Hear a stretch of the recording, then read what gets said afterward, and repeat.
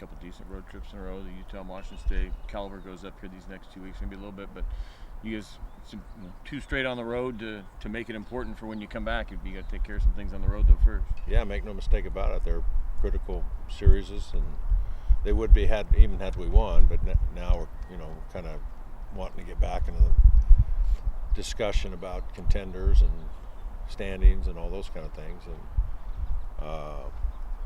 And I think when you have a belief that you should compete better, then you have that disappointment when you're all in and you're invested and all the stuff. We had some positive traction and things were going in the right direction, and we had some things happen that were unfortunate with Alstrom being out and so forth. And the good news is we got Goldie back, and hopefully we can find a way to get be a little more effective on the mound and get a chance to put something together here. But my point is, when you're invested a lot, then you go through a series like that. It's pretty hard to discard. Maybe it takes more than one practice to get back in the positive mindset. Don't want them to forget about it, certainly, but I want them to do the right thing about it.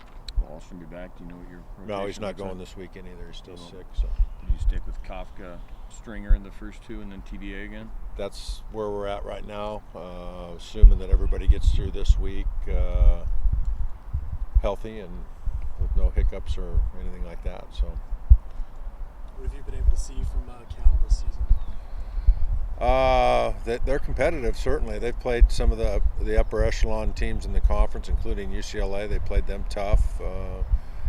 That ballpark's a tough ballpark for us because of the dynamics of the way it plays compared to this, and it's more offensive, obviously. And they've got a pitcher that's going to be a very high draft in Horn. It's very difficult, and Coach New is a pitching guy, and he does a good job with all of his pitching staff. And then they got a guy named Bond that's a pretty good hitter, and amongst some other guys. But certainly that's the guy when he's coming up, and you hope he doesn't come up with a bunch of guys on base, because he's a load to haul, obviously, if not the best hitter in the country, on a short list of the best hitters in the country. George, what was your reaction to that vote on Friday about the volunteer assistants? Disappointing? Yeah, very disappointed. For the young people in our industry, the guys that have sacrificed so much, here it would be Mitch Carricker, and doing a lot of different odd jobs to make a living, working camps and lessons and all the things to allow him to seek his career. And he's done such a tremendous job here. The one thing that when you pick up the phone to call somebody and recommend Coach Carricker or anybody else in his role, typically the coach wants to know about his recruiting prowesses, and he can't recruit. So it becomes a very difficult stepping stone for those guys.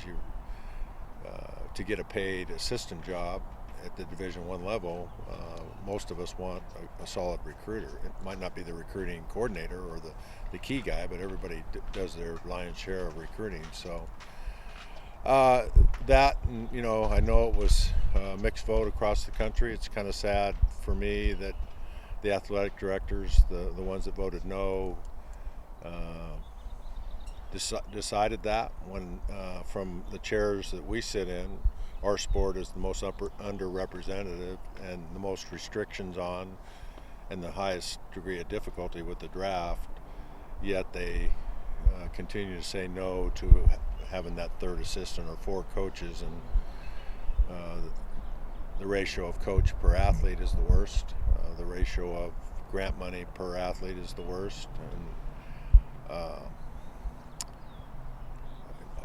we have tremendous support here. Our administration supported that initiative, but the fact that some of those that voted no will be in somebody's house down the road asking for money to build facilities from baseball guys that play in the major leagues, and yet they continue to turn their back on them.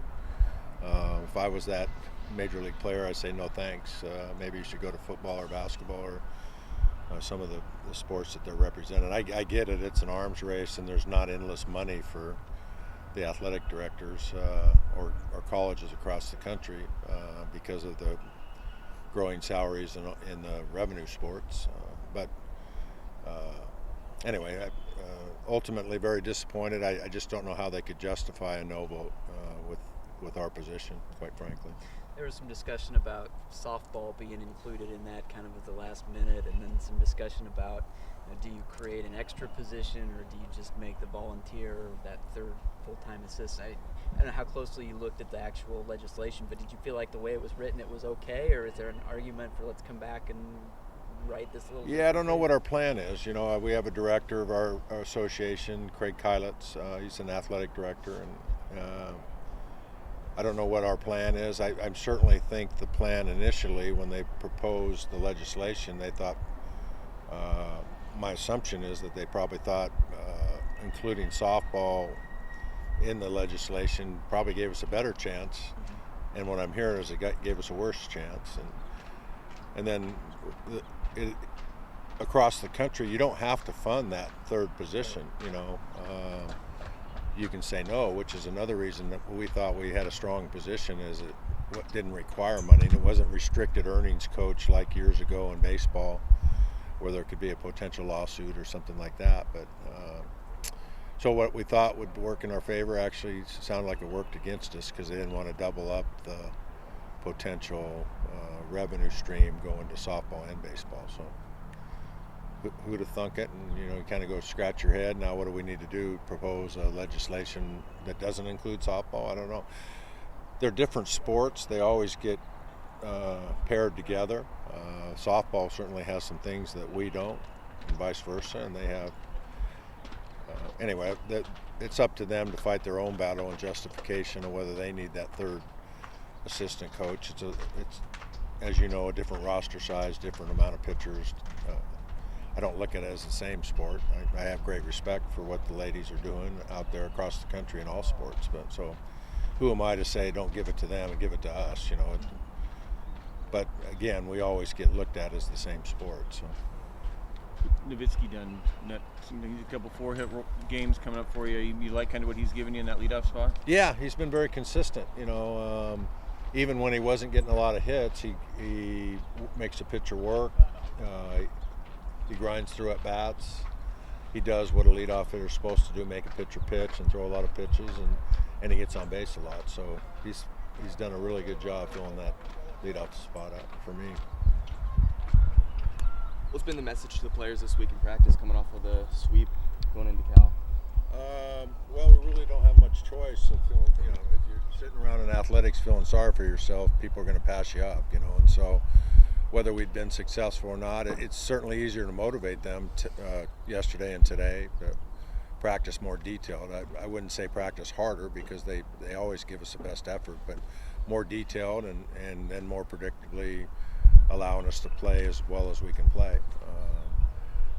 We got mauled, there's no question about it. We got out-pitched and out-hit, and the only thing we did at the same level was play catch and play defense. And so when you only get one of the three, you're potentially going to get beat pretty good. And when the hitting piece for them was with power and consistency, then that's where the mauling comes in. So get to the next practice, be positive, be energized, and instead of talking about or showing disappointment, let's do the right thing about it. Let's get better and go down to Cal and see if we can do some good.